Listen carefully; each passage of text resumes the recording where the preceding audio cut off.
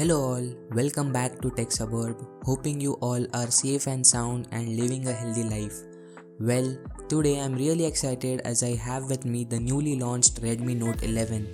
And in this video, we are going to unbox the smartphone and have a quick review of the specs the smartphone has to offer.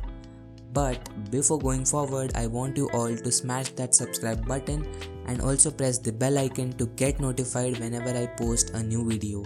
And now, without any further delay, let the intro roll.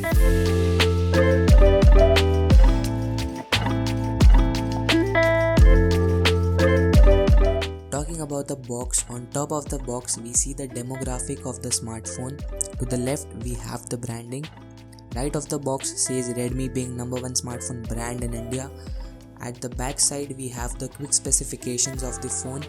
The phone comes with Snapdragon 680 and an AMOLED display with 90Hz refresh rate. Also the back talks about the 50MP AI camera and we'll see how good the camera is. Also the phone comes with 5000 mAh battery. Now this smartphone comes in 3 color options: Stardust White, Horizon Blue, Space Black. You can choose between RAM and storage options shown on the screen.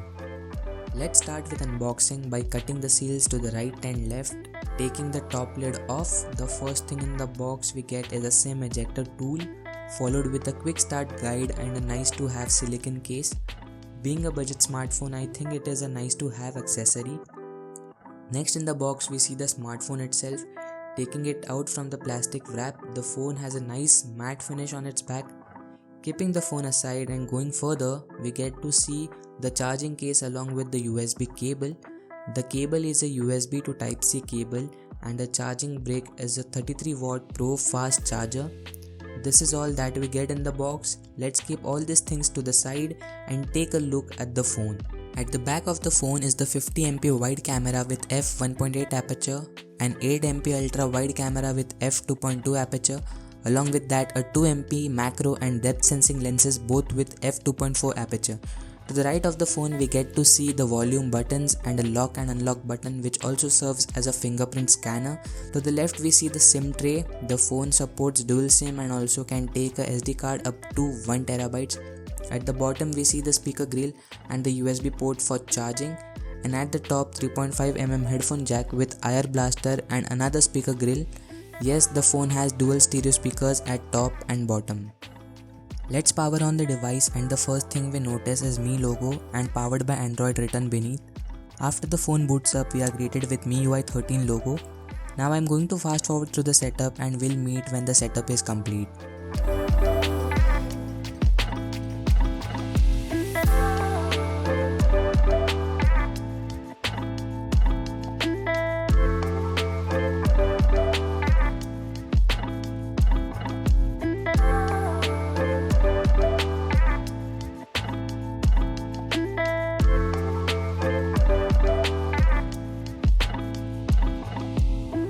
After the setup is done, we see the home screen and I must say the display feels really crisp and vivid and the UI feels smooth too.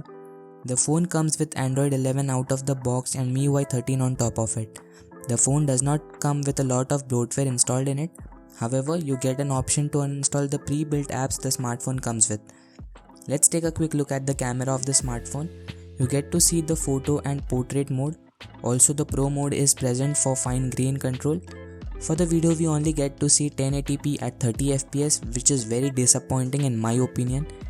I'm going to do a detailed camera review later, but for now here are the sample shots that I took.